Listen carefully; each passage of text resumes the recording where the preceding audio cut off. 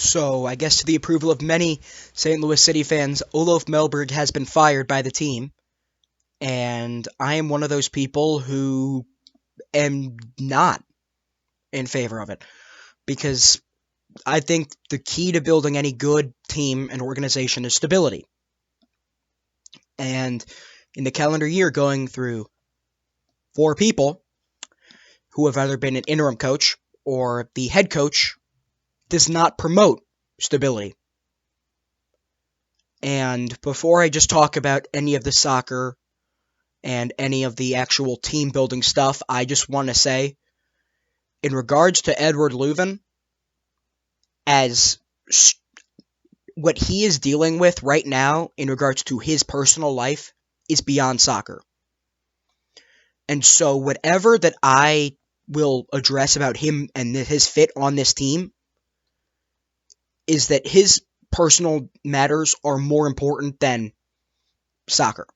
So while, I will probably talk about him missing games and how that doesn't help the team's stability,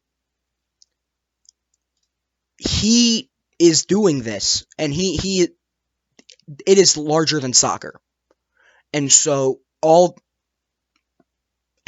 thoughts and prayers are with Edward Leuven in this moment of his life, and so I don't blame him, hold any resentment or whatever, and I'm sure all of the people in St. Louis, we all are with you, and so we are not, upset or think you're quit or anything.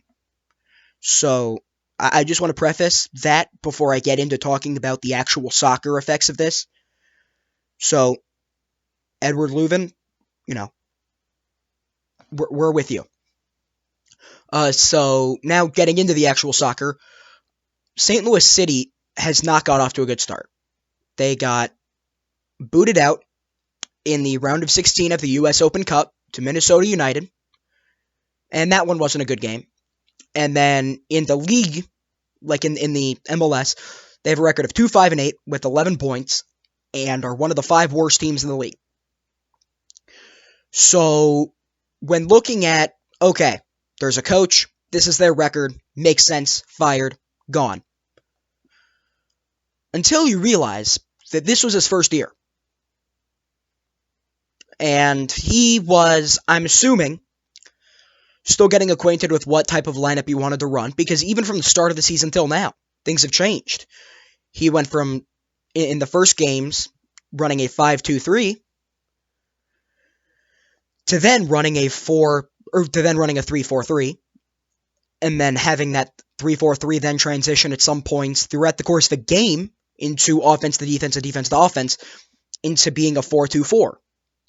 So a lot of stuff is changing throughout the course of games, and I like that. I like that we're testing out new ideas, seeing what sticks, and experimenting, because this is his first year, or was his first year.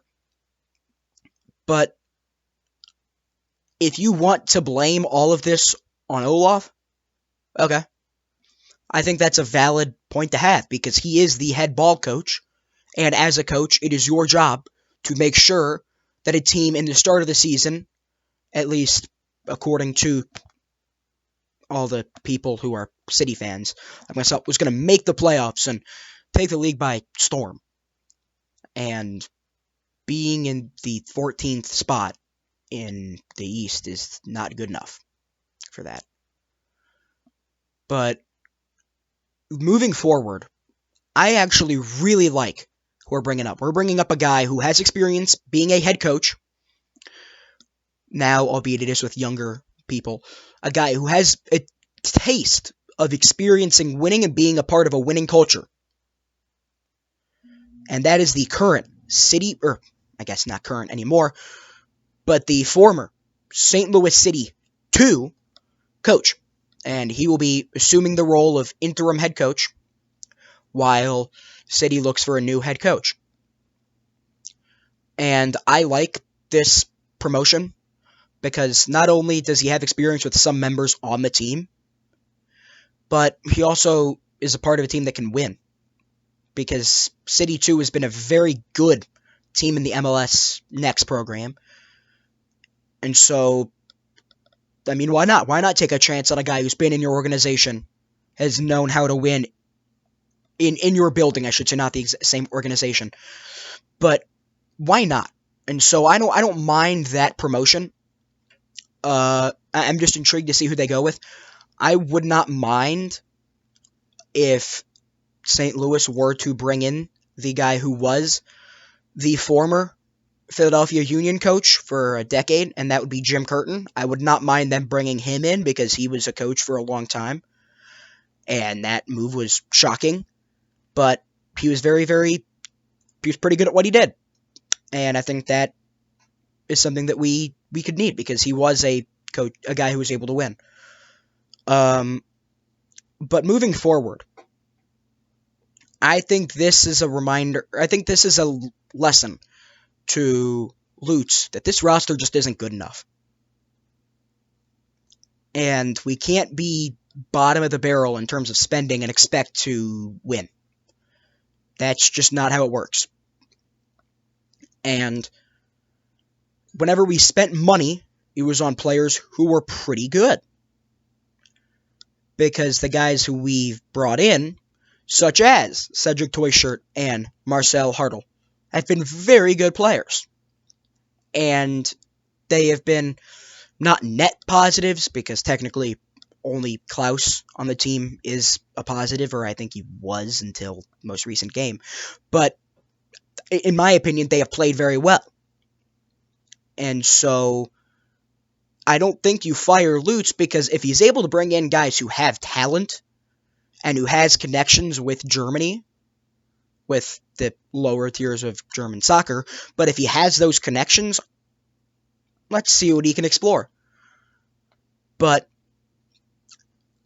I think with Olof out, I think this is a real wake-up call, hopefully a real wake-up call to the organization, that there needs to be two things that have to be emphasized.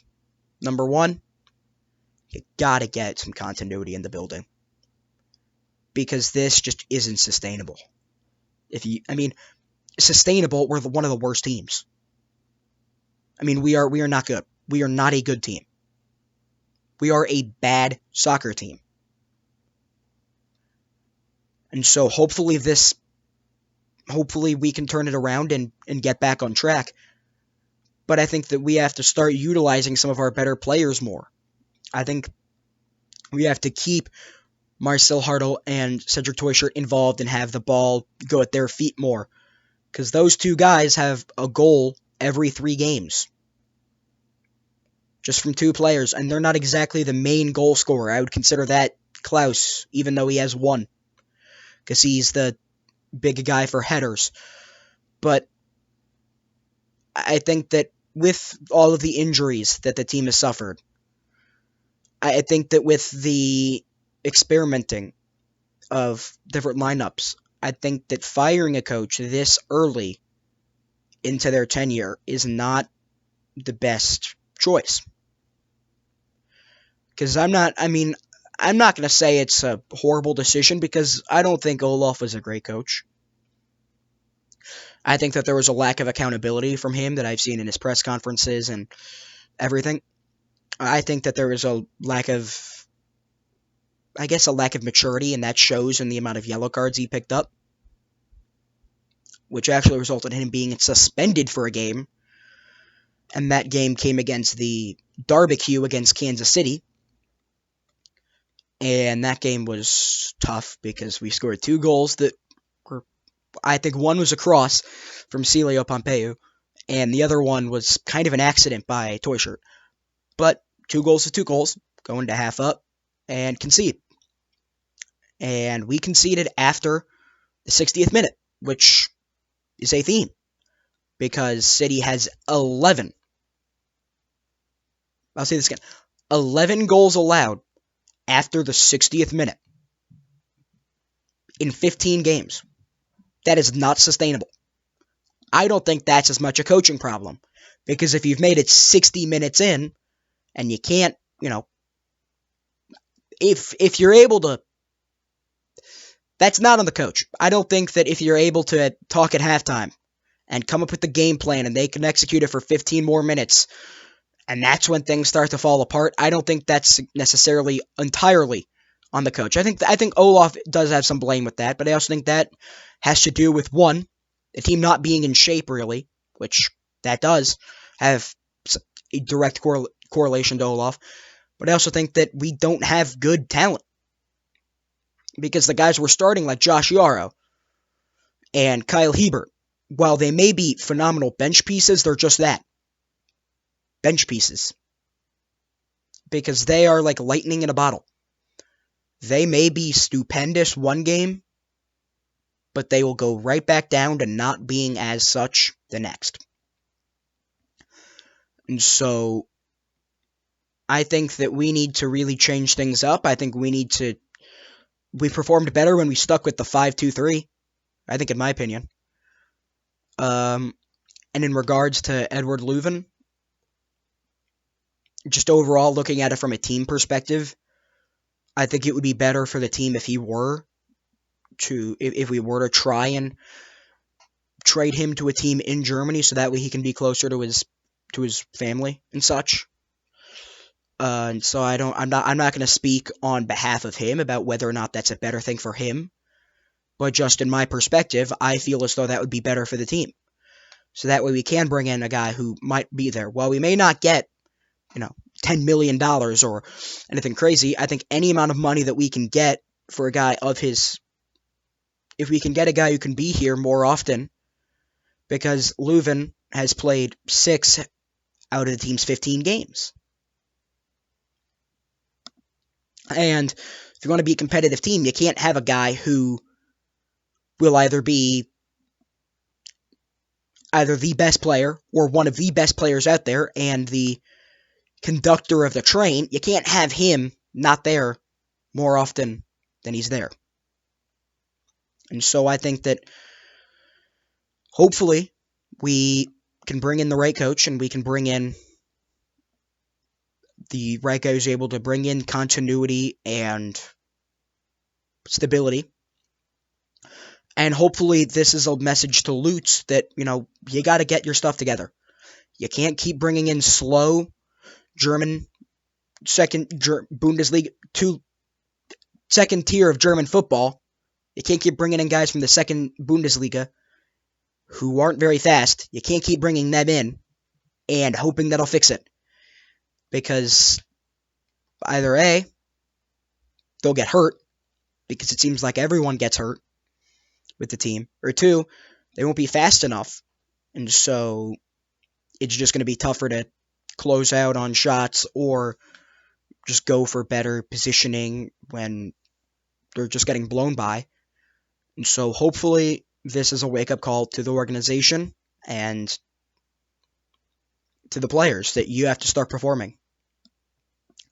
And in regards to Olof Mellberg, I don't know what the tier below being a scapegoat is, because I don't think he is a scapegoat, because I think that he did have some of his flaws, and they were ultimately what got him fired, but I don't think that he was the main problem.